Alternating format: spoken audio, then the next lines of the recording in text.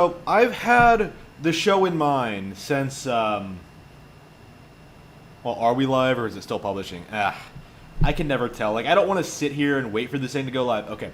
So yeah, here we go. Are we live? Okay, we're definitely live now for sure. All right, here we go. Man, I was thinking. I already had my my topics lined up around like 2 today. I already knew everything I wanted to talk about, so I thought that like, hey, I should go ahead and schedule the stream so people know what I'm talking about today, so they can get hyped, so they can have discussions amongst themselves, so they can prepare, so they can be around here. They can be around like 7 o'clock sharp and tune in for this show, The Black Cat Show, by Harmon Smith, indie author Cody Lee, owner of blackcatbooks.org, author of books like Eye of the Dragon and Cruel and Beautiful and the upcoming Rabbit Hole, which, by the way, we'll probably be talking about a little bit more later this week. But no, for some reason, my app, Streamlabs OBS, does not seem to like working with the scheduling system. So, like, I tried to schedule this stream, and it just gave me a error message and error message and error message after error message, and so, like, after a while, I was just like, okay, I'm just gonna have to go live. I'll have to figure this out some other time. I have like books to read. I have books to write. I have games to play. Like I have a bunch of stuff I need to do, right? So I get it done. So 7 o'clock comes, right? I'm here. I'm ready to go. I'm fired up, and I click live, and it doesn't go live. It gives me an error message. I have no idea why. This thing is so finicky, man. I am just okay. We need to have everything set up to where everything works all the time. I don't know. Like, I'm always worried about my sound. I'm always worried about like the video quality. Like, I had that weird issue last stream, I think it was, when like the window randomly just switched over to the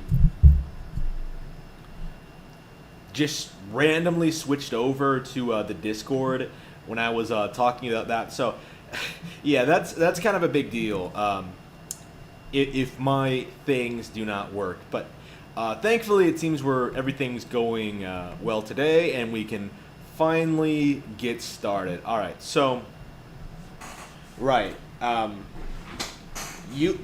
have not talked a lot about gaming on the Black Cat Show. I've mostly been like relegating to that, like to rant videos and talking about like individual topics as they come up, but I have not, under any circumstance, talked about the death of Ubisoft, and I do mean the death. It really does feel like this is going to be the end for them, which is a very, very good thing. And the reason I haven't covered this yet, it really is because I've just been too busy. This is absolutely something that I would have loved to talk about. I would have been covering like every firing, every allegation, every situation, and unfortunately, because I was so busy, in my personal life, I was not able to come out and say, you know what, Ubisoft is completely fucked. I'm going to tell you what's happening. The most progressive company in gaming, Ubisoft, the one with the most diverse portfolio of diversity hires, I should say, is basically collapsing in and around itself. Basically, what's going on is that these people who made all these poor decisions, made all these poor hiring decisions, hired all these terrible, toxic people who don't really contribute to the company, they're essentially being pushed out for not being diverse enough. So you're getting a lot of like sexual assault allegations. You're getting a lot of like, I think there's like extramarital affair allegation. Like you have all this stuff. Like a bunch of these people are getting kicked out of the company. The people who, from what I understand, have been involved with the company for years and like were probably responsible for the success stories of Ubisoft for the past decade. Well, success stories comparatively, but we'll talk about that. What I think is happening, it's wokeness. It's the wokeness. It's these people coming out, trying to ruin straight white men who make up the bulk of the company in order to like advance their own lives and careers without actually having to work for it. That's it. That's what I'm expecting this is. Like on a large scale, I think that's what's happening. Is that they're just coming after these people purely to advance their careers and because it's easy. I suppose we might as well read these articles I have brought up here when it comes to Ubisoft. Ubisoft Vice President of Editorial and Creative Services Tommy Francois has left the company effective immediately amid company-wide investigations into sexual harassment allegations. These allegations have been lobbied at several people. Of course I don't keep track of the names because who the fuck cares about Ubisoft and its developers? Not a single person at that company is worth a shit. But anyway, we previously reported how after numerous sexual misconduct allegations, multiple Ubisoft executives stood down during internal investigations. Keep in mind this happened after they announced their a huge loss for their company due to not releasing any major games this period. Anonymous sources also spoke to other outlets, describing the working atmosphere blurred the line between work and leisure, which allegedly led to predatory behavior. Francois was one of the executives who had accusations levied against him. In our prior report, these included openly flirting with subordinates, making homophobic jokes, fuck the gays, and giving unwanted massages across his 13-year career at Ubisoft. Oh no, not massages. Oh no. New staff were allegedly told this behavior was Tommy being Tommy. Francois had allegedly been reported to human resources of Ubisoft's Paris headquarters. Never trust human resources. For the past decade by 5 people, some on multiple occasions. These were allegedly for sexual propositions and genital grabbing. So he was just going into the office and just grabbing people's balls. Just, fuck. One person's claimed that despite writing an email to CEO Guillemot about Francois, he was promoted soon after. Guillemot. Oh no, they're bringing the CEO into this. He promoted this clear sexual predator. A woman who worked at the headquarters also claimed that Francois, her superior, also allegedly asked her out for drinks 4 or 5 times, which she rejected each time. Business insider Samuel Horty tweeted the claim that Francois, well, who the fuck asks out coworkers? Like that's been like my thing since I started working. Like I never fuck with coworkers. It's a bad idea. I don't know. Maybe because it's a CEO thing. I don't know. Like I think that's a bad idea, and I think most people would agree. Like don't fuck with your coworkers. Okay, so. Business insider Samuel Horty tweeted the claim that Francois had left Ubisoft with immediate effect, already being on administrative leave pending the result of a company-wide investigation into sexual harassment. Horty claims to have seen an editorial staff email from Guillemot. The email also stated that other investigations were pending at this time. The claims were later verified by GameIndustries.biz, with Ubisoft stating Francois left the company effectively immediately. We might as well look at this article as well. Other Ubisoft executives who are no longer present at the company include Vice President of Editorial Maxime Deland, Chief Creative Officer Sergei Haskot, Managing Director of Canadian Studios Yanis Malat, what's these ridiculous names? Global Head of Human Resources Cecile Cornet, all resigned. And Cecile, okay, I thought that was like a... I was thinking of like Celica, but like, Cecil, yeah, that is a male name. I was just, wait a minute, was a woman being sexually harassed? And Public Relations Director Stone Chin, fired. Whether legal proceedings will occur against any of those individuals involved is unclear. France-based Union Solidaires Informatique is also reportedly preparing a collective lawsuit against Ubisoft. Yeah, this is a disaster for them. Like, all of their business people are being fucked over by this. They're going to have to worry about this for the foreseeable future, right after they posted massive losses, right? Assassin's Creed is going downhill. They have no established IPs. All of their pet projects, Beyond Good and Evil 2 is just smoke in the wind. Isn't it amazing how people will like hype up shit like Beyond Good and Evil 2 and then like immediately forget about it in the next show? Like, it's so frustrating. How often does this happen? Like, how often do game journalists like rally together to hype up a specific game only for it to disappear and no one to talk about it. And like that's not even going into like all the issues Beyond Good and Evil 2 has with like not being a real sequel, not being like more like a shipbuilding game. Like what? Like I've been angry at Ubisoft for quite some time. Like Starlink Battle for Atlas is probably one of the worst games on Switch with like unnecessary add-ons, overpriced as fuck, boring to play, awful. Star Fox Zero was so much better. Starlink was just awful and didn't deserve to be talked about at all. And I'll be glad to see them go, honestly. Like, Ubisoft is definitely one of the cancers holding back the gaming industry. I don't want to say they're like... Again, like, each company is different, right? They're all doing different things. It depends on, like, what franchise it is. I think Ubisoft's thing is, like, we're going to make these generic third-person adventure games, action-adventure games, you know, Assassin's Creed games every year in order to present people with these open-world environments, impress casuals with our visuals and our historical accuracy, and then don't actually make the games compelling or fun at all. Like, that's kind of... Assassin's Creed has my vote for being one of the worst video game franchises ever, period. Like, Assassin's Creed was never good. Like, and yet so many people defend these games because, like, oh, they're coming out every year, we're going to have to hype them up. Watch Dogs was a disappointment. Why were people talking up the sequel? Why aren't more people, like, talking shit about the new one? Like, who is defending this company? And, it's the same thing as it always is, right? If it's not Nintendo, that means it must be good, right? Like that's kind of the mindset. Like, oh, Nintendo. Nintendo's the only company that does anything bad in this industry. Sure, we'll say EA is terrible, but we won't talk shit about franchises like Mass Effect. We won't talk about like continuity errors or like poor storytelling or poor RPG mechanics or poor design decisions.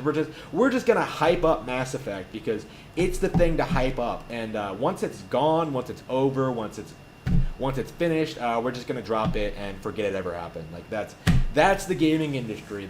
What has Ubisoft even made in the past couple of years? The last game I think I bought for them, it was Starlink. Yeah, Mario Rabbids I also got, which I also didn't care for that much. Starlink was just awful though. I do believe that's the last game I bought from them, and what have they released on Switch since? Like, really, like, maybe they released, like, Just Dance games, maybe they released shit like that, like, shit for casual audiences, but they haven't released anything real. They haven't released anything that would, like, be appealing to the actual Switch audience, in spite of working on a Mario crossover game. Where's the other crossover material? Where are the new games? And that's kind of a complaint with like basically every company right now. Where are the Switch games? Where are your new Switch games? Like, the Switch has been the most popular platform in the world since its release, and somehow these companies are basically only releasing old games. Oh, if you want the new shit, you can buy the real consoles. No. Fuck you. I want to support Nintendo and nothing else, because these other companies are a pure cancer, as I'm sure I'll be talking about here shortly. They're all awful. Nintendo's the only good one, right? But Ubisoft, again, I feel like they're the company that's pushed the most propaganda. They're the most progressive. Like, they're doing things like literally rewriting history when it comes to the Assassin's Creed games. Literally pushing their weird political agenda into it. Again, it's been so long since I played Assassin's Creed. Like, the best thing... Here's the thing about propaganda. Like, the best thing you can do is not consume it. So, of course, I'm not up to date in, like, all the major plot points. Like, I don't follow Assassin's Creed lore, but I know enough about it. I know enough about how it's presented. Is it like a... Western civilization bad, that's it. Or humans bad, or like general stuff like that. Like, it's not, it's again, like, talking about why I hate Assassin's Creed. It's been a long time since I've even talked about it, because I'm hoping the brand just withers up and dies. Like, I'm just ignoring it and hoping it goes away. And I encourage, like, the Assassin's Creed audience to to play something else, like read a history book, watch a show, like do something, but don't play this generic, repetitive bullshit. And I hope it's declining in popularity. I'm glad to see that like Watch Dogs has basically flopped in spite of like the industry's desperate attempts to prop up both the original game and the sequel as being like some innovative, cutting edge games in game design. Like these people, like Ubisoft was bringing in people like Darkside Phil, like bringing them in like shows and like getting people like that to hype up Watch Dogs. Oh, it looks so good. It looks so real. Oh, Ubisoft is really next gen. This is going to be one of the best games on Wii U. No, not even close. Like Watch Dogs is complete trash, and honestly, wasn't even worth playing. Not even worth getting excited for. And that's what is Ubisoft? What is their even? I mean, I guess I could Google it. What is even their upcoming releases? What do they have? Ubisoft releases 2020. I guess 2020 is good. Every announced Ubisoft game coming 2020. All right, so every announced Ubisoft game coming in 2020. Ubisoft has a lot of great projects coming out in 2020. We take a look at all of their announced titles for the year. Okay, with 2020 finally here, plenty of anticipated video games are slated to be released this year. Ubisoft, one of the largest video game publishers in the world, has already announced plenty of games that are planned to be released this year. How many of these are going to be coming to Switch? Like, none. Like, I legit don't think any of these are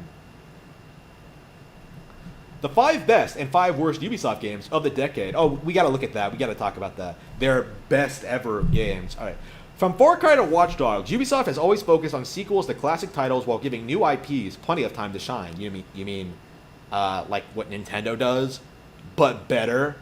Like, I don't remember Ubisoft making something like ARMS that's completely radically different than something they would normally make and have it be extremely successful. Like, when has Ubisoft made anything half as good as ARMS? Like, come on.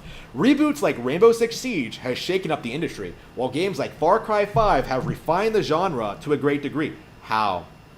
How exactly is Far Cry 5 better than Far Cry 3, which was already complete shit? When was the last time you've heard anyone even bring up Far Cry 5? Like, I don't even remember it coming out, because I don't... Oh, hey, it's Bernie. Holy shit. That's actually really gorgeous. Oh, my waifu, Bernie. All right. Anyway, I got distracted there. Okay. Damn, you feel the bird. Okay, so... games like Far Cry 5 have refined the genre to a great degree. From shooters to action titles. Here aren't shooters a kind of action titles? Whatever. Yeah. Ubisoft would never make, like, a strategy. Okay.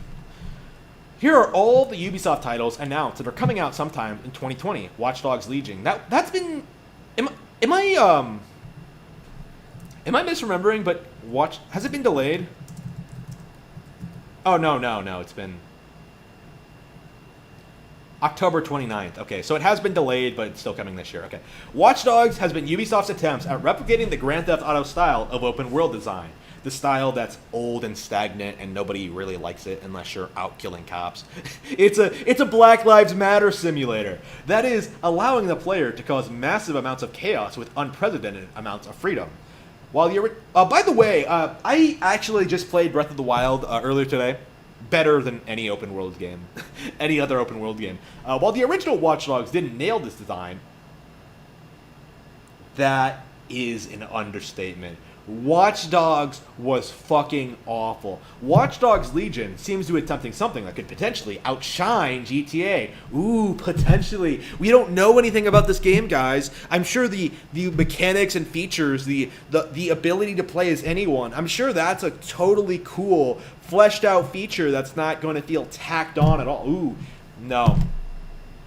Players control multiple members of a resistance force in the campaign, which can be played cooperatively with up to 4 players. The characters you play are more varied than previous games, complete with their own quirks and abilities. This game will live or die off of how engaging the system is, but if it's done well, the number of chaotic fun players will set a new standard in the industry. I'm expecting it'll be like Zombie U, where everyone you have technically has their own design and abilities, but it's all like really really weird. It's all like, it's not very fleshed out or interesting. Gods and Monsters. Little is known of this. Oh, wow. It's coming in 2020, and little is known about this. Little is known of this Greek-based open-world action game, but we know that it's created by the same team who made Assassin's Creed Odyssey, arguably one of the best Assassin's Creed games, due to its massive scale and decision-making. No, I don't think so. Oh man, you can make decisions. You can choose you can say you like something or you don't like something. Wow, this is so innovative. This is such innovative game design, and the character you're talking to will speak to you, will respond to that. What a compelling, whatever, complete bullshit. Players will help various Greek gods kill mythical creatures within Greek mythology. The game is slated to be open world with plenty of dungeons and challenges for players to face. Isn't this like the Breath of the Wild clone that looks awful? Its unique art style makes the game stand out for more gritty and realistic. Unique. It's like a poor man's Breath of the Wild, it looks like. I believe this one is coming to Switch, but I personally am not buying it. Its unique art style makes the game stand out for more gritty and realistic titles, instead opting for a more artistic, almost painted look to everything. Rainbow Six, I don't care. Roller Champions, holy shit, guys on roller skates. I don't even...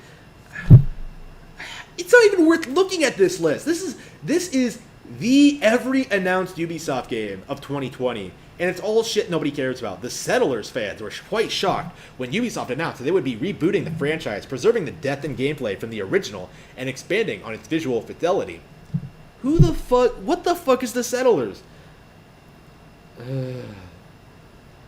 Yep, I don't think anybody... A new Assassin's Creed, yeah, for sure. New Far Cry. Beyond Good and Evil 2. That is not coming out this year.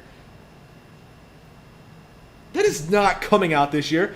Okay, we need to read this because this is ridiculous. Not much has been heard about Beyond Good and Evil 2. Wow, just like everything else on this list. Not much has been heard about Beyond Good and Evil 2's development over the past year, with there being a live stream in June showing the game wasn't in complete development hell. Didn't they like completely change the tone and style of the game, and now it's like something completely different, and now everybody hates it? Like that, I've been seeing that happen a lot with this one. This game is a prequel to the first Beyond Good and Evil, when everybody was looking forward to a sequel, letting players create their own space pirate and pilot their own. Critical characters such as Paige and Jade are still part of the narrative and are critical to the game's story. Seamless open worlds and space travel have been promised so far, making this a contender to overthrow The Witcher 3 as the best open world RPG when released. I want to grab my copy of Witcher 3 and just smash it on stream, because Witcher 3 ain't shit. The original books aren't shit. Like, the TV show ain't shit. The Witcher is one of the most overrated brands of the decade, okay? It is this decade's equivalent of Twilight. Like, I would put it that hard. Like, these motherfuckers need to stop latching on to every open world RPG game just because, like, oh, it takes 100 hours to beat. The game isn't interesting, it's not compelling, it's not well written, the combat isn't good, the choices you make don't really matter. Witcher is not... It can't compete with Breath of the Wild. You know what I mean? Like, that's the long and short of it. It's not as good as Zelda. Like, you can't put it in the same ballpark without, like, bringing up, like, well, the story is good and it has a lot of voice acting. No, the story isn't good. No, the voice acting doesn't make the game better. Like shit. Okay. Seamless open worlds and space... Okay. With no definitive release date has been given, it's safe to say that we will at least hear about this game. So this is the list, allegedly, of games that are coming out in 2020, and they threw Beyond Good and Evil 2 on here to pad out the list. Like, that's it. That's the only reason this is here. Like, we don't know anything about the game. We don't know when it's coming out. We don't know if it's coming out in 2020. Like, we've heard speculation that it's in development hell. We've heard all these issues. Like, people are wary of it. I myself haven't heard of this game at all since, like, what, E3 2017, 2018, something like that. I think since Angry Joe talked about it last. Like, that's the last I've heard of it. When he tried to come out and say, he was like, oh, this is so exciting. Oh, it's going to be so much better than No Man's Sky. That's the thing. Like, every time, like, a No Man's Sky comes out, the industry immediately comes up with another one. You know, or two or three. Like, you know, Star Citizen, Star Citizen is ripping people off. I guess I better look forward to Beyond Good and Evil 2. No, just no, stop it. You're embarrassing yourselves. Yeah, maybe I should check the chat here. Hey everyone. Yes, I am definitely. I hate Assassin's Creed, but nothing will be worse than AC Odyssey. Yeah, so how exactly is Ace Odyssey worse than the others, besides having the same subtitle as the very much superior Super Mario Odyssey? Like, I don't know anything about what Odyssey did specifically, but I believe fans were unhappy with it. I need some clarification on that. If you could provide that for me, that would be very welcome. Yeah, AC3 remastered. Basically, they're just porting old games on Switch. Yeah, that's unacceptable. They should be making new stuff as well. The last Ubisoft game I bought was Rayman on N64. Oh yeah, Rayman 2 is not bad. Honestly, I've given up on Ubisoft games because they have just been doing the same stuff every time in their games. Let's see.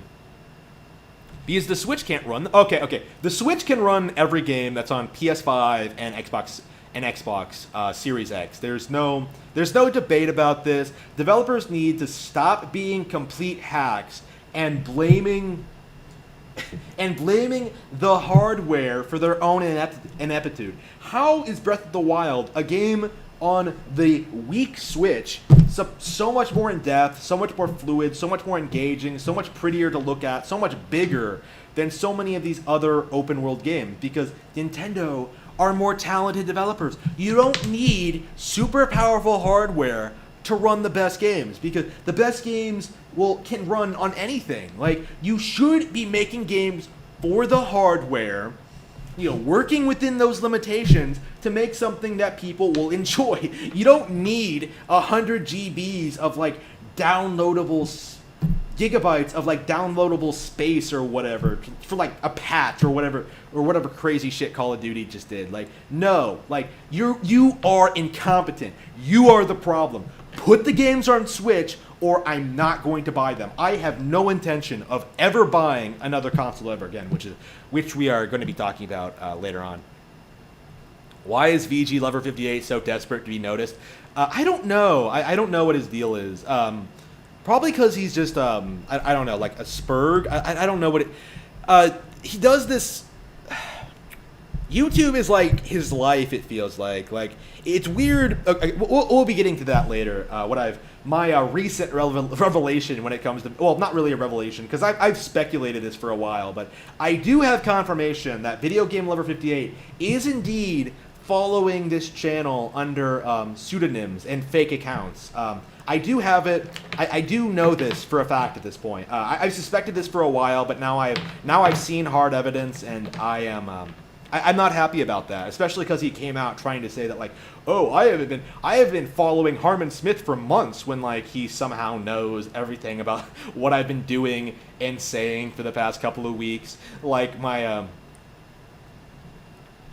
the point where he's bringing up specific videos I made during his call with me. That's absurd. But anyway, so okay, let's see. The Gamer is horrible. People are addicted to a constant hype cycle. Yeah. The online gaming community, we need to okay, I want to coin this phrase right now, okay? The online gaming community, in actuality, is more like an online hype community, an online gaming hype community. They exist to hype up games that aren't out yet.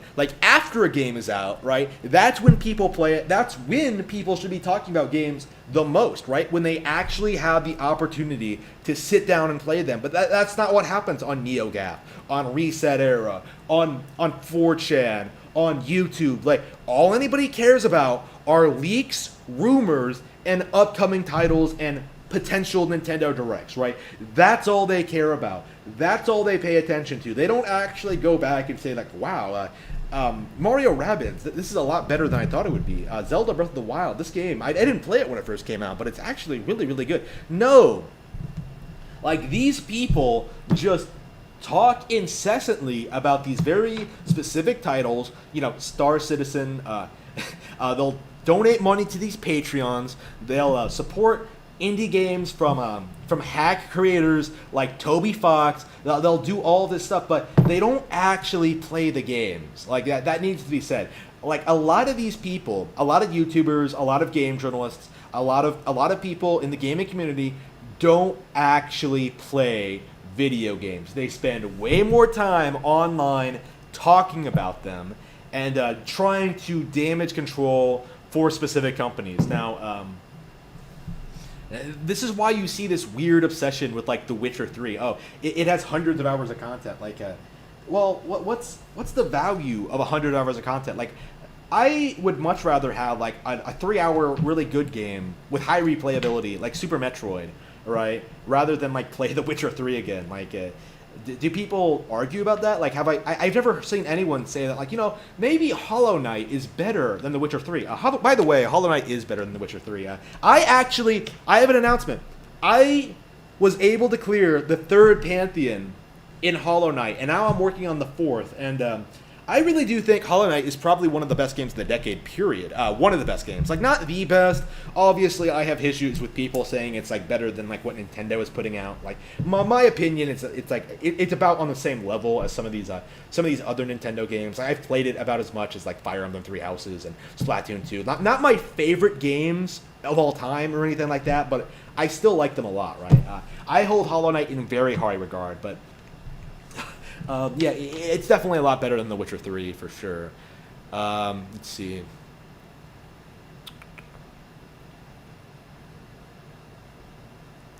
Oh no, the high pitch video? No, that was the bit block. Did I take that video down? I regret that. I regret taking down a lot of my videos, actually.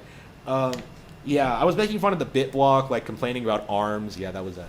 Yeah, I don't like people making fun of ARMS. That's like my trigger at this point. Because like if anybody makes fun of ARMS, I'm just immediately just like, okay, this person doesn't know what they're talking about. Okay, so all right, back to the stream. All right, so the top 5 best and worst Ubisoft games of the decade according to Metacritic. Ubisoft is of the most prolific game companies out there. But for every Assassin's Creed in the last 10 years, there's been a Fighters Uncaged. Wait, what? Are you...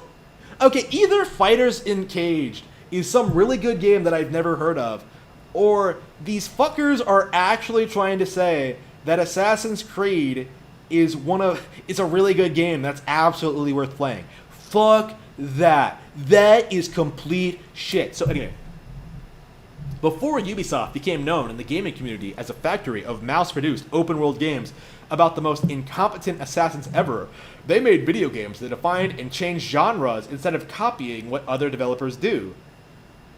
Why do all these game journalists, they say shit that's true about Nintendo and then apply it to other companies? Like there's never been a time where I feel like that Ubisoft has been like a really innovative, like trend-setting company. Like I can't think of a single period where they were actually doing something that like I thought was cool or interesting or innovative. Like I can't think of a single thing. Like Rayman 2 was basically just Super Mario 64, but like it's from Ubisoft. Like okay, fine, it's the same style of game, but it's not innovative. Okay.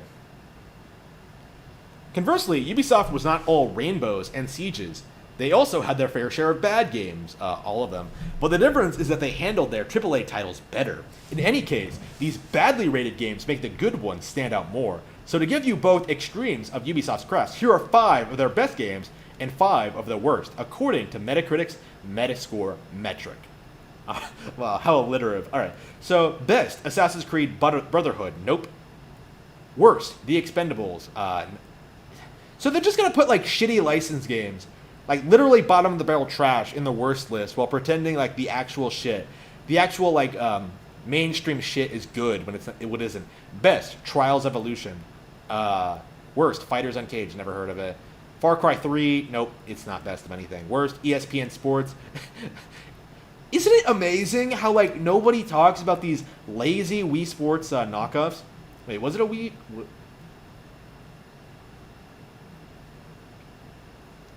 Wait, I've never even heard of this game. What?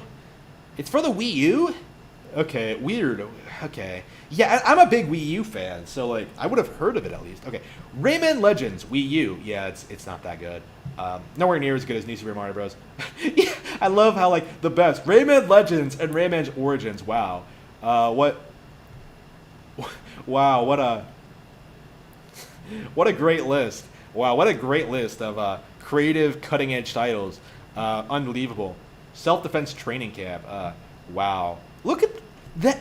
The fact that they make shit like this at all. This should be like. This should be the subject of mockery, right?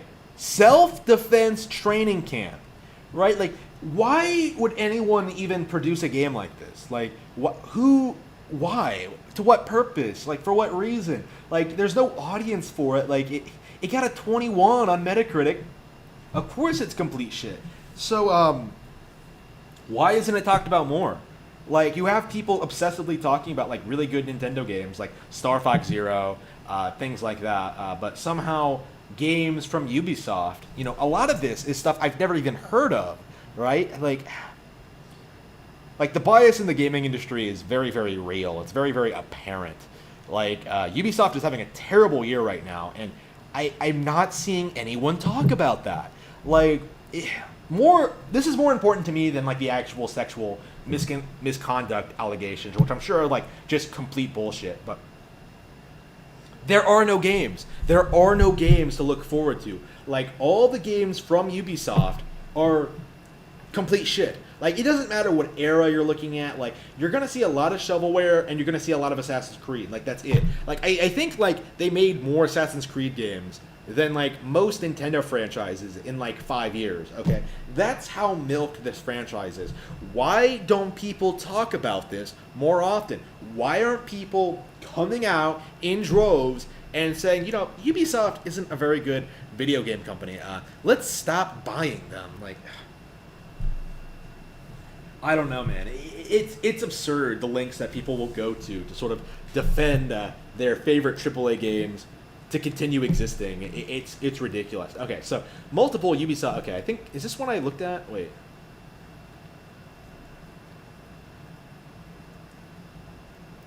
On June 21st, streamer Danny Porter Bridges, Matron Edna, claimed in a tweet that she and Assassin's Creed Valhalla creative director Ashraf Ismail had been in a relationship for 1 year on and off, despite Ismail being married. Oh, this is about the sexual misconduct guy. Okay, in alleged text messages, Ismail claimed he was divorced, but wore his wedding ring publicly to avoid upsetting his traditional Middle Eastern family. He allegedly also refused to call directly, use FaceTime, or have packages sent to his home, instead going to his office. Bridges' motivation was seemingly after she discovered Ismail was married, and to prevent others from falling for similar alleged deception. After these claims were made public, so a streamer came out and accused an executive. Okay, this is really amusing to me. Okay, here we have a literal video game streamer, presumably, having a relationship with a major video game creative director, and somehow people will seriously say that, like, Gamergate was stupid. Game journalists and video game developers are literally in bed together, and people will seriously come out and say shit like, "Oh, there's no collusion, there's no corruption, there's nothing wrong here." No, there's a lot of stuff wrong with the video game industry, and again, there's a lot wrong with this, but like, that's what sticks out to me, and kind of the thing that I don't think a lot of people are bringing up, like a fucking streamer sleeping with a creative director, like, unbelievable. Like, again, if the Angry Joe thing is any indication, this is probably because of to further her own career, because this is an easy way for women to sort of be in the public space and get people to talk about them and like them, follow them on Instagram, and give them money, basically. If you're a woman talked about online, you're gonna have a lot of simps following you, and that's what happens to a lot of these streamers. I would say female streamers are mostly known for being titty streamers. Mostly. Like, of course, there are exceptions, but again, everybody likes titties. But while Ismail's account is protected at this time of writing, Eurogamer reported that on June 25th, he announced he was stepping down as creative director for Assassin's Creed Valhalla. Creative director? What were you being creative? Like, oh man, how are we gonna... We gotta creatively rehash this franchise with Vikings. Okay. Ismail reportedly stated he was stepping down to properly deal with the personal issues in my life. Continuing, the lives of my family and my own are shattered. I am deeply sorry to everyone hurt in this. There are hundreds of talented, passionate people striving to build an experience for you that do not deserve to be associated with this. I wish them all the best. Yeah, so a lot of people have been accused of rape or sexual misconduct. Not just in Ubisoft, but I think Ubisoft is the most prevalent right now. Let's see. Yep. Vice President Tommy Franzo and Maxime Bellon have been placed on administrative leave, among, in Bloomberg words, several other employees as part of the investigations at Ubisoft. All right, so the employees also claimed that there was no possibility of advancement. After 9 years in the industry, I was paid less than men who had returned to it. Yeah, this is what it's about. It's about money. It's about resources. This is a way for a dozen other sources told Le Journal de Montréal similar stories. A longtime employee stated the Ubisoft sexism was something that is endemic and not just in Montreal. She claimed the team leader told her she was hired because she was cute and that it was surprising that she did her job well. Oh, wow. Unfortunately, at Ubisoft, people who do wrong are protected. It is often people who are in high places, and if you go to see human resources or our managers, usually they do nothing. She explained.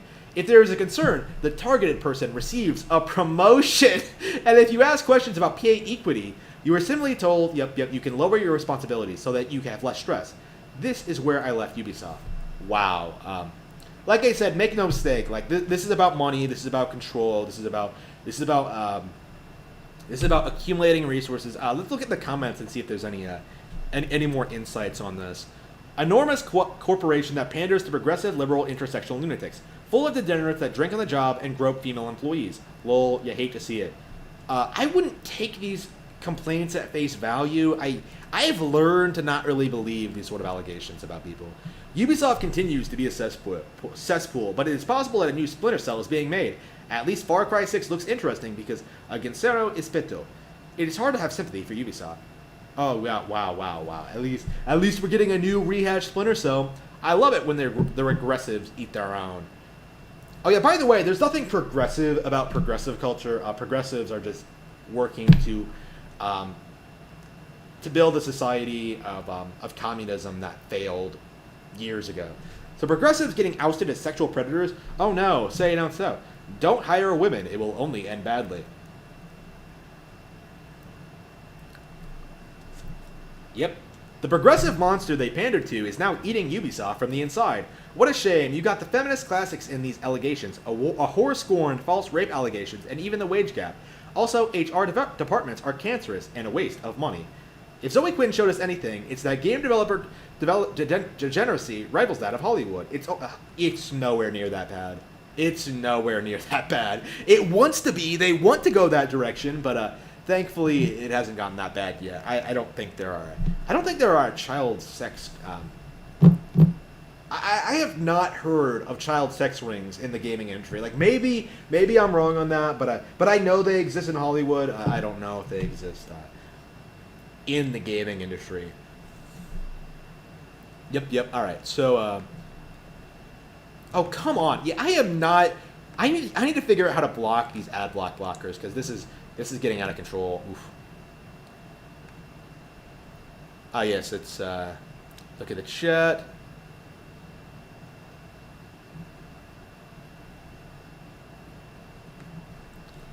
Multiple Ubisoft executives. How can an SJW from the U.S. sleep with a CEO in France?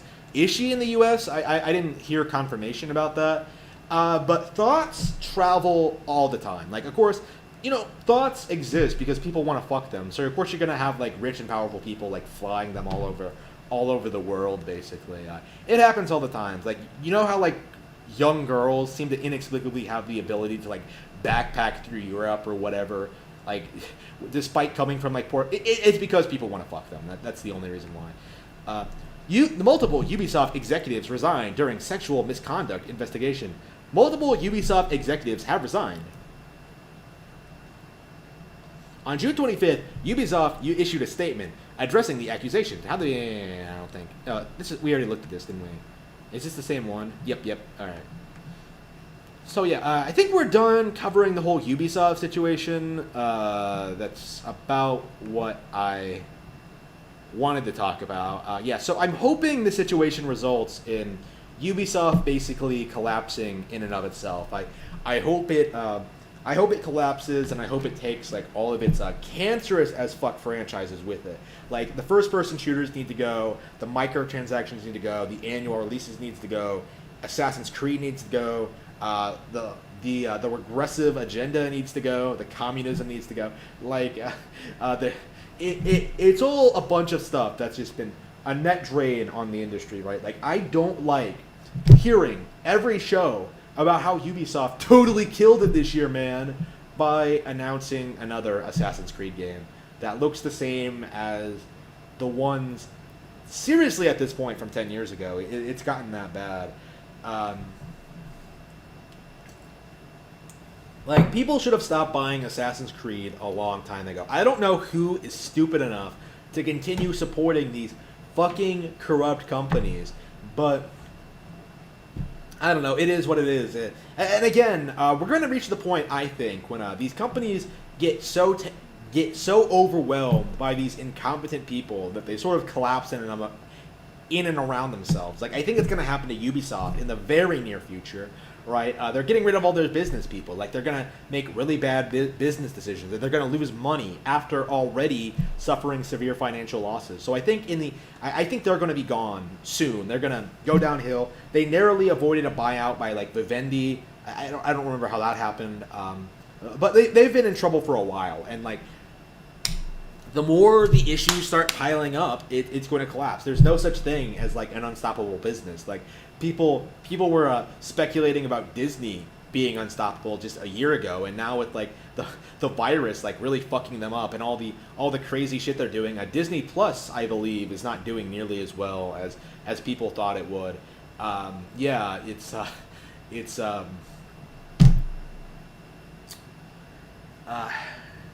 we're going to see a lot more collapses, especially in the gaming community. Like with Xbox going the way it is, I'm expecting a lot of these companies sort of to sink, like because they can't compete with what Nintendo is doing. They really, really can't.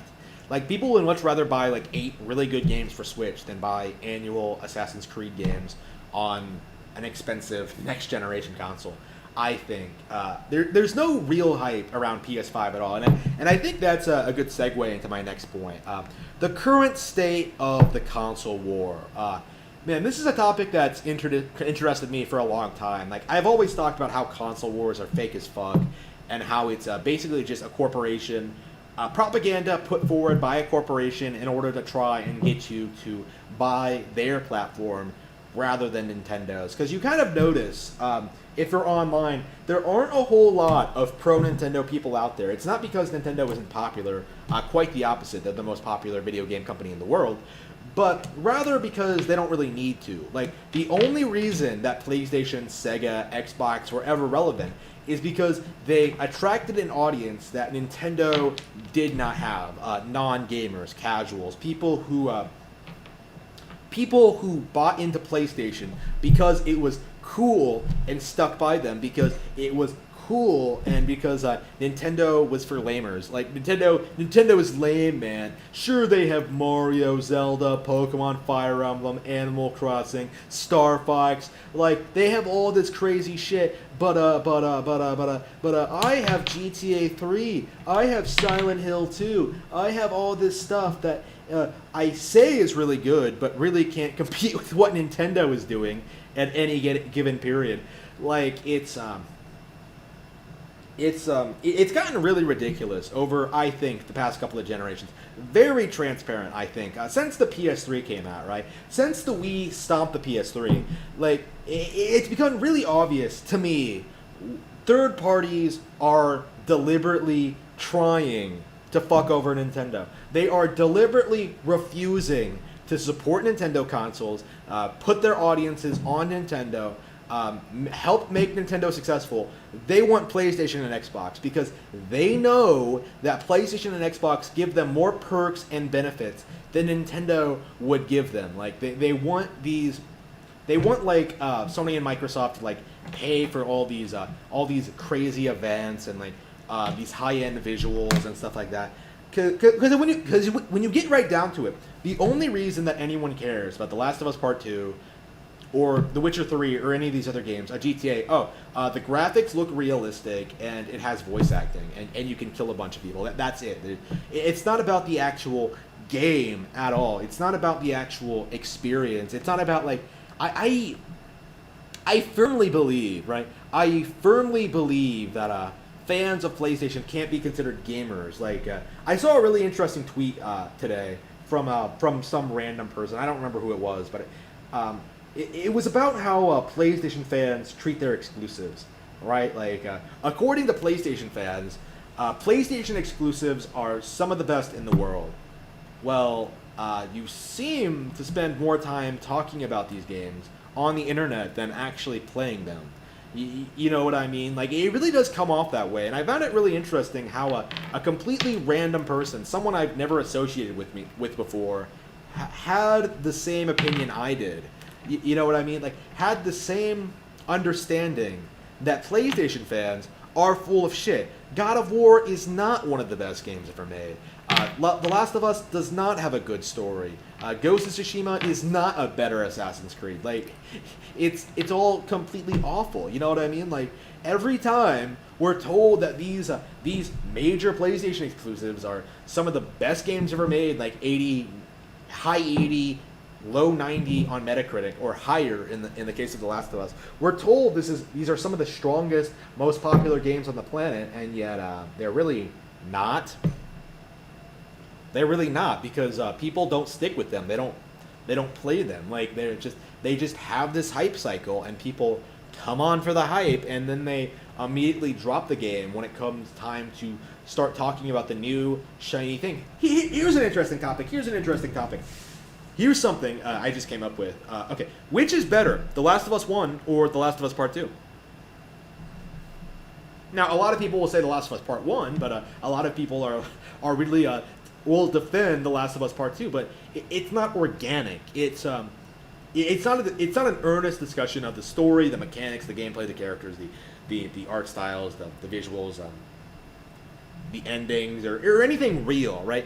It's all about like what bias wins out. Do I support the new shiny thing, or do I support the old shiny thing? That's kind of the mindset that these people are in at all times, and usually they replace the old shiny thing with the new shiny thing. Like you don't hear people talking about like the original God of War all that much anymore. You know what I mean? You don't see people talking about like a Sly Cooper in the same way that they would talk about like Nintendo games that came out around the same time. Like what?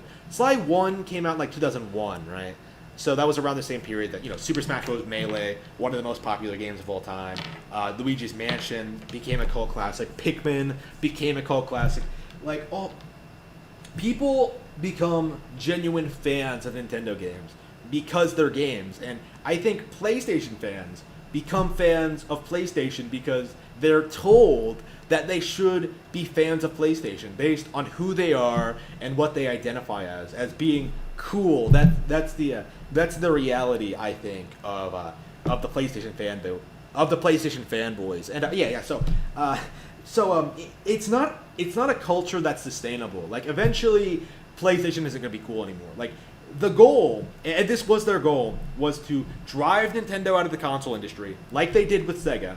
Sony was responsible for the death of Sega, by the way.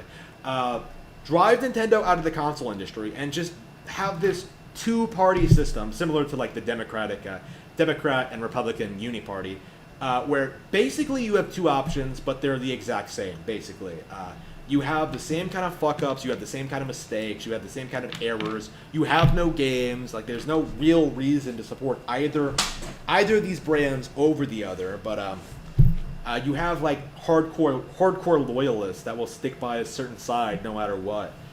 Rather than like actually realizing that, like, wait a minute, it's kind of retarded that video games, there are multiple pieces of video game hardware, and you have to buy both to play everything. Like, so where am I getting with this? Well, the current state of the console war, PlayStation 5 and Xbox Series X have offered no real evolution from the PS3 or the Xbox 360, just like how PS4 never really advanced from the last generation before it. Like, these aren't new platforms. They're just re-releases. They're basically just the iPhone 3. You know what I mean? Like, it's just a re-release of the same thing that idiots will pay $500 for. $500, $600 for. These consoles, I think, will be very expensive. Idiots will continue. Wait, did I hope it didn't? Yeah, okay. Idiots will continue enabling this and supporting it, but really, what you should be doing is just buy Nintendo. Just put everything on Nintendo. We don't need these other platforms. We don't need what they're doing. Just support the Nintendo hardware. Support one affordable piece of hardware, and we're good. But no. People can't do that. Like, people don't understand just how much better Nintendo actually is, and I think a lot of people don't really understand that the console era is basically over. With services like Game Pass, with Stadia, like, we're in the early stages of consoles basically being phased out and companies moving on to the next thing. I was just thinking today that I think sports fans fans of sports games are going to be the first group of gamers who will latch on to Game Pass.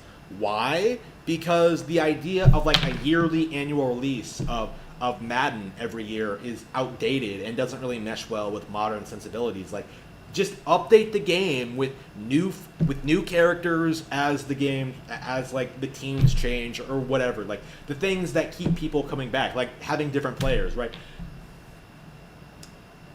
Like, gameplay, there is a huge appeal in Game Pass for that kind of audience, and I think once sports people start realizing that like, hey, I can get all my sports games for free with regular updates if I pay for Game Pass and don't actually buy them, that's going to be a huge blow against PlayStation. They're going to lose an extremely lucrative market, the sports fans, and that's going to really be a blow against them. Probably the biggest thing, I would say, aside from maybe losing Call of Duty. Well, the thing about Call of Duty is, the shooter thing is, free-to-play games are doing that better. You know what I mean? Like, it's becoming a thing for free-to-start games, having you can just download a game and just play an online match with a bunch of people with the same rehashed visuals, just like what Call of Duty does. And again, the industry is changing, and I don't think PlayStation and Xbox are really adapting well to the changes. Xbox can't maintain like the actual quality of their software or hardware or stick to a real plan, and PlayStation is becoming one of the most toxic, corrupt corporations in the industry. Well, Sony as a whole is awful. I've heard all this stuff about the music industry, the film industry, the anime industry. Like, they're involved in a bunch of shit that I don't think people have really called them out on yet. Like, they are awful. But all in all, it's just like, ugh.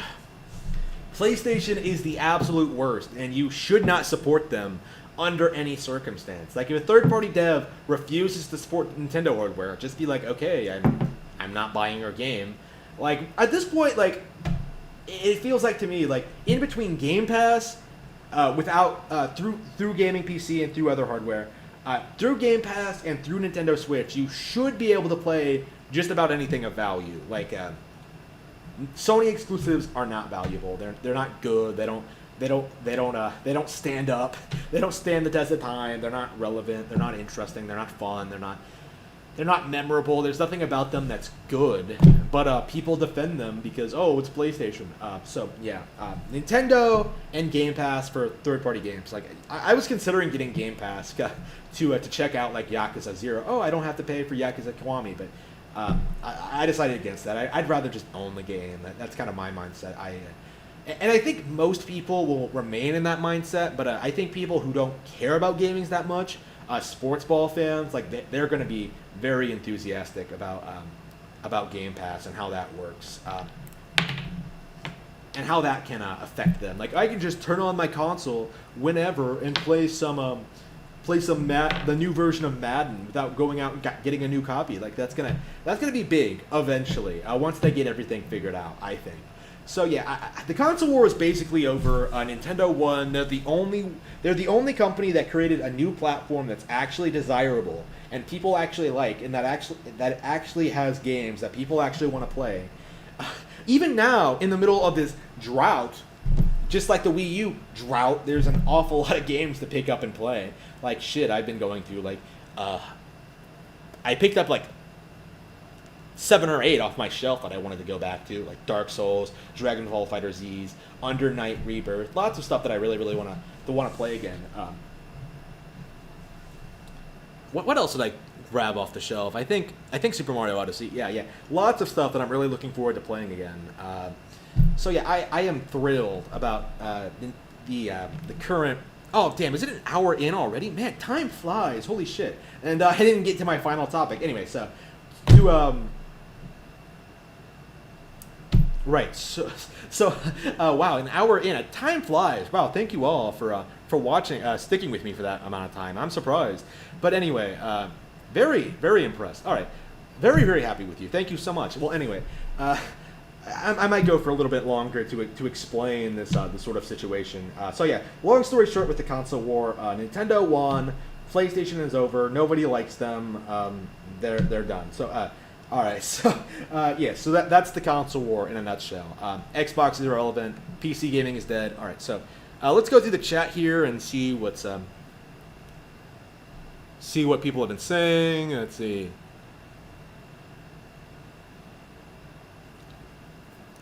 Sheesh is a streamer game.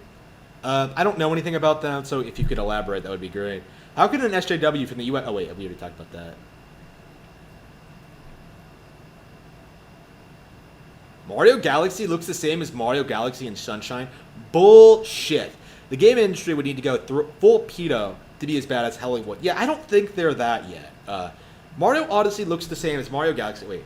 Disney would ask the government for a bailout. Yeah, don't give it to them. Like, I am going to fight them on the street for this. Like, Disney does not need a bailout. If anything, they need to go bankrupt. They need to go, all of their IPs need to be public domain. I would love that. Like, not just Mickey Mouse, like, literally everything they have needs to go public domain. I'm not a fan of, like, companies extending creative properties the way Disney has been doing. Actually, that's kind of one of the things I've outlined in my documents. One of my principles. I don't want that to happen to my properties when I die. Someday I will die, unfortunately. R.I.P. Cody Lee. But yeah, check out my books at blackcatbooks.org, by the way. I want my books to be public domain because I don't want like lazy fucks to like mooch off my name and just make poor decisions with my brand. Like, I just leave the original work as it is, but you can do like original shit with it if you want to. Like, I like that kind of stuff. So yeah, my stuff will be public domain after a certain period of time after my death. So yeah, that's the plan anyway. We'll have to see it then. I probably shouldn't be talking about like this legal stuff, but yeah, that's kind of my take on it. But I don't want like corporations to be able to do that, period. Let's see. People are getting PS5 just to play GTA 5 all over again. Oh, for sure. What did they... There's a reason they started the PS5 trailer with GTA 5, because they know that's all a lot of people want. That's all a lot of people play. It's kind of pathetic. Breath of the Wild isn't so different from any open world game other than art style. Wrong. Who is this person? Okay, so yeah. All right, so yeah, Videogamelover58. I'm not sure if he's in the chat. He probably is, because I put his name in the title here. Because I've become aware. Again, I haven't been following Videogamelover58 at all. Like, I don't know what he's been up to. I don't know his drama. I don't know what his deal is. But I have been vaguely aware. I have had a suspicion that he's been following my activities for a while, and like it was something like, okay, he says he's not covering me anymore, whatever, I'm not talking about it anymore, who cares, right? But he comes out of nowhere yesterday, right, to yell at me on stream about stupid shit. I don't even why did he even come on? Like, I don't even think I asked him. Like, he was just sort of there in my chat. Like, the instant I opened up the Discord, he comes in and starts, like, he wants to talk to me. It's just like, okay, whatever. So, like, I let him in and we talked for a little bit. And we get angry with each other because I think he's a piece of shit. We talk a little bit, right? And, I kick him off because, again, I think he's a piece of shit and I had a show to do. So basically, what happened is that I became aware that he was making a live stream immediately after I signed off, and I was in the process of, like, setting up my podcast. I got on Spotify, by the way. Right away, it was surprisingly quick. So yeah, I'm on Spotify now. So I was working. I wrote a little bit on Rabbit Hole. I was doing all this stuff. I think I read a little bit or did some stuff last night. So I was doing all this stuff, right? All this really important, like, personal bullshit, right? And I get word that he's making a live stream about me. So I go in. Well, I get sent a link. I get sent a link. So I click in and I listen to him ramble for like a couple of minutes about like how I'm like bullying him and how I'm like fuck. What did he say? He's so like he contradicts himself so much. It's hard to keep track of what he says sometimes. And basically what he said is that like. What the deal was. Oh, yeah. What he said was that, like, I haven't bothered him in months, and somehow he just name drops me out of nowhere. Well, it's just... okay. So basically what happened... I need to work on my storytelling abilities. Like, it's... Okay, how exactly did this progress? Okay, so I need to work on, like, my ability to talk about, like, my interactions with this guy, because it's just... It tends to happen really quickly, and I don't process everything right away, and it's just like, okay. So, and I don't really follow it all that closely. So, okay, basically what he said was, damn,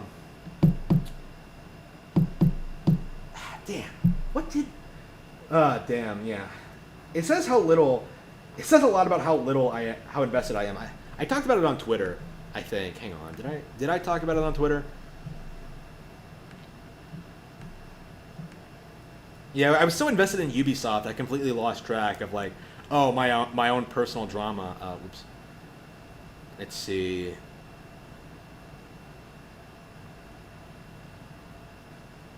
Oh yeah, by the way, Skyward Sword is apparently coming out on Switch. Yeah, that game is great. So I hope. Let's see.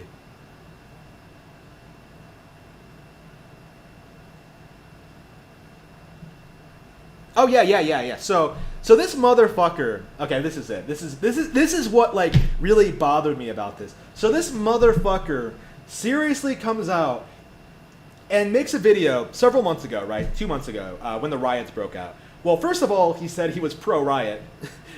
Well, he says he was pro-peaceful protest, which basically means he was pro-riot. So, okay, basically this motherfucker, because of my stance on the riots, because I was against the riots from the very beginning, I understood that they were complete bullshit and the people involved were criminals and they should be arrested and beaten the shit out of by the police. Because I said that, he swore me off for some reason. I don't actually know why. I didn't actually watch the video, but he says that oh, I am never dealing with Harmon Smith ever again. I mean it when I say this. So isn't that interesting how he makes a statement like this? And the instant I make a live stream, where I open up my chat, when I open up my Discord, when I take in callers, which I probably should do before I go off for the night, actually. Before I sign off for the night. Go off. Sign out for the night. What's the word? Okay. Damn, I keep getting sidetracked. Okay, so basically, the very first time in months that I do a live show and open up the voice chat for Discord on my live show, on my channel, during a stream, like this guy is immediately there. He's immediately in there somehow to talk shit about something I said or did or something like that because I like Nintendo and that's terrible. Like it was weird. It was strange. And like I kind of was thinking about this when I was talking to him. Like why, how exactly was he on here immediately when I was live? Like, and for I suspected for a while that he was kind of following me. He was kind of keeping tabs on me. He kind of had his own little Discord with his own group who sort of update him on me. He became aware of like my business Twitter account and stuff like that, the one I use for like more professional like social media presence. He became aware of that. He's been trying to like dig up dirt on me. There's not a whole lot because I haven't really done a whole lot online besides the stuff you see on YouTube. So I've known he's been following me for a while, but with this live stream, he made a fatal error. I don't even think he understood what he was doing, but he specifically mentioned something he said to me during the live chat. Now the thing about this is, the live chat is updated regularly. I'm always paying attention to it. Like I always try to recognize names and people and comments, and I always try to like pay attention and stay attuned to what my fans are saying. Right? Like I always pay attention to these to what's going on in the chat. Right? So I actually remembered the comment. I actually remembered who made the comment that he said he made. And as it turns out, when I went back to check, it's under a different account. So Videogamelover58 has been keeping tabs on my account personally in the chat, right? So has been keeping tabs on my account personally through alternate accounts. So he says that his he hasn't done anything to me. He hasn't been following my content. He hasn't been paying attention to me. He hasn't been bothering me at all. But he has been under different names, alternate accounts that aren't associated with the Videogamelover58 brand or name or whatever. He's just been doing it under different names so he can like create this kind of plausible deniability, like, oh, I haven't been running gay ops on you. I haven't been doing all this shit. I haven't been following you. I'm only here because you make fun of me for saying ARMS is dead or saying Skyward Sword is dead for that matter. Holy shit! With Skyward Sword getting re-released, Videogamelover58, BTFO once again. All the hype I've seen, that game has become a classic over the past decade, in spite of your insistence that the game is bad when it clearly isn't. Skyward Sword is a great game, one of my all-time favorites. Honestly, I think I might prefer it to Breath of the Wild overall. I was playing Breath of the Wild today, and I was just like, I really love the open world. It's great, but this isn't why I play Zelda. That's kind of my feelings on this. It's like, Breath of the Wild can't really be considered better than Skyward Sword because they're such radically different games, even though they're part of the same franchise, mainline entry. Like, even though they're part of the same mainline entry, they're like completely radically different. Like, I don't think you can really compare Breath of the Wild to Skyward Sword because they're so radically different. You know what I mean? Like, it's like how you can't really compare Ocarina to the original. They're good in completely different ways. Zelda 2, the original, they're good in very different ways. Like, I think it speaks volumes about how good Nintendo is, in which they can do that constantly with all these different brands and companies, all these different brands and video game franchises, like Federation Force, great evolution of Metroid, Prime itself, a great evolution of Metroid, Pikmin, like they keep evolving the formula, like they keep, Star Fox they've changed, like they've done so much with all these iconic video game franchises, and they're always good, if not like great. You know what I mean? Like Star Fox Adventures, I was playing it again recently, and you know what? This game has problems. It's not very good, but it's still better than what Ubisoft shits out on a regular basis. Holy shit. Let's see. Let's see. All right. Oh wait, where was that? I got kind of distracted. Oh yeah, so basically, Videogamelover58 has been exposed. I think most people on the live stream can kind of see that, like, yeah, this guy's kind of a spurg. He kind of freaks out. Like, what's his deal? Like, keep in mind, like, he called into my show to bitch about nothing, basically. To bitch about, like, I don't know, things I said or did. Like, he brought, like, tried to bring my personal life into it. Like, it's like, they keep trying to do this, too. Like, oh man, you're just, what did they say? I don't even remember. Like, it just kind of bounces off me. I had to, like, jog my memory when it comes to, like, specific things they say, but, like, they keep throwing things at me, like, trying to get me to, like, to start crying or something like that. Like, they think, like, I'm a 12-year-old girl. Like, they're trying to, like, bully me, and it's just, it's so sad and pathetic, you know what I mean? Like, the only reason I talk about you at all is because of your views on ARMS. Like, that's it. Like, that's the only reason I think I ever made fun of you. Like, I don't know, like, because that's something I don't. well, Videogamelover58. Here's the thing about Videogamelover58. This guy, like, covers other YouTubers. Like, he obsessively, like, goes over Nintendo and Xbox fans who do things he doesn't like and, like, makes videos about them. That's his entire thing. It's his entire gimmick. And suddenly when somebody bites back for whatever reason, oh no, I'm being harassed. Like, just get real, you fucker. Get real. Anyway. All right. Oh, is there drama with Digibro? Is this Digibro? I don't know. I was thinking of looking up. No. Yeah, it is Digibro. Okay. Yeah, it seems like there's some drama with Digibro brewing. Maybe it'll be a subject tomorrow. Maybe I could get involved. I've disliked Digibro for a while. Or, I mean, I've seen clips of him. Like, okay.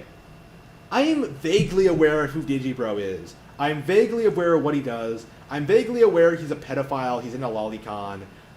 He's been on the Dick Show. He's done all this crazy degenerate shit, right? All this really awful shit, and but I've never interacted with him personally. But yeah, that might change in the future if I keep seeing, like, people talking all this crazy shit about things he's said and done. He might be worth covering. I wonder if his taste in anime is shit. I highly expect it. I highly expect that. Okay. Dude is insane. Let's see. Yeah, he probably is watching. There's no way he isn't. I think I did announce ahead of time that I was going to be talking about this. Okay, I guess I should take callers. I think I have some people in here. All right, so I guess we'll just chill on Twitter and for a couple of minutes and see if we have anybody call in. I probably should leave it on. I don't know, man. Like, how do you like just set up? Anyway, maybe you should just send me a message on Twitter. I'll see it if you post on Discord that you want to talk to me, and then I can just stop in the middle of the show, and then maybe okay. So just send me a message on Discord if you want to talk, and I'll see if I can. I'll fit you in as soon as I can, as long as I'm not talking about anything else. All right, that seems like a good plan. All right.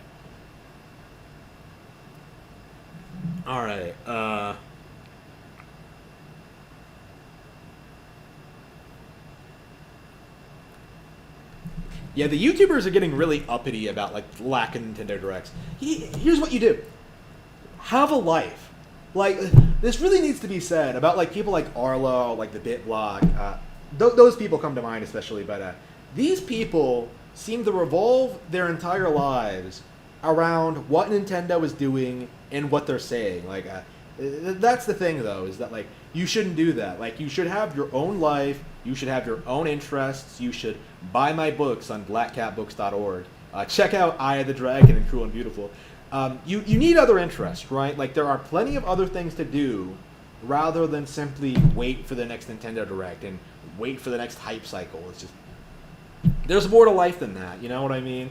And I don't think a lot of these YouTubers really understand that. Like, I remember a couple of years back, I was really into this YouTuber, Best Guy Ever. The last YouTuber I think I ever really liked for a very, very short period of time.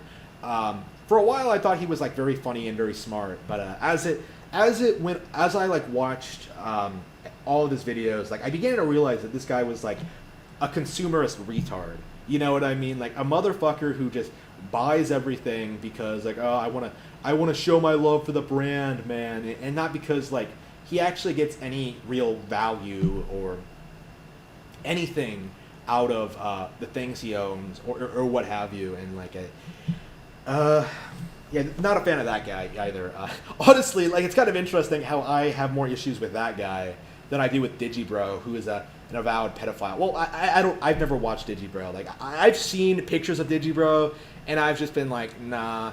That's the thing that really got me about Best Guy Ever. He seemed like a really cool, chill guy at first, but that's not true. Same with Nitro Rad. I don't like these career YouTubers. They're all complete parasites, and they all want you to donate to their Patreons. And yes, I still do not have a Patreon. I don't think I want one. I would much rather you just buy my books, or I don't know, like some other method, like giving me money directly for not doing anything. That doesn't really sit well with me. That's just one of those things where I'm just like, I don't know how I feel about that. I'd much rather work for my money, right? So. Yeah, streaming, all right, all the time. All right, so, all right, how long have I been streaming? An hour and 20 minutes? Damn, I can really go for a while. Shit. Well, to be fair, I think I've run out of things to talk about. For today, I'll save it for tomorrow. Yes. Digibro is kind of a big mess on its own. Yeah, I've got to research that. I guess we could do that tomorrow. A video on Digibro.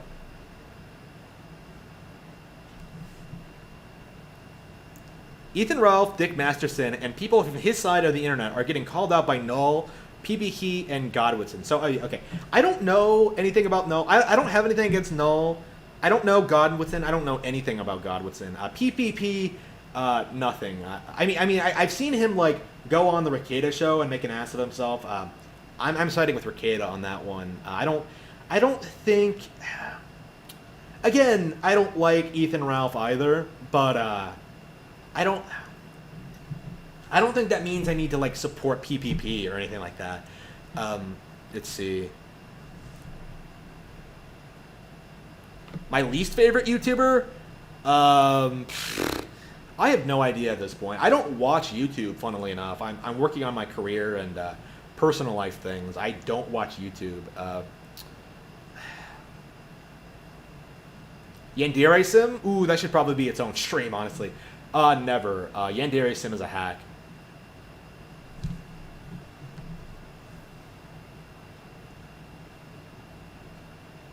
Yeah, I better... Yeah, I think that's it. Okay, so check out my books at blackcatbooks.org. Thank you all for watching. I really enjoyed the stream. Honestly, I kind of want to keep streaming, but again, I don't want to like wear out my topic. So yeah, we'll cover some of these weird people later. Tomorrow maybe. Yandere Dev, Digibro. I mean, if Digibro keeps popping up on my feed, I think I will talk about him at some point. But again, every day is a new day, so we'll be talking about new things, experiencing, going over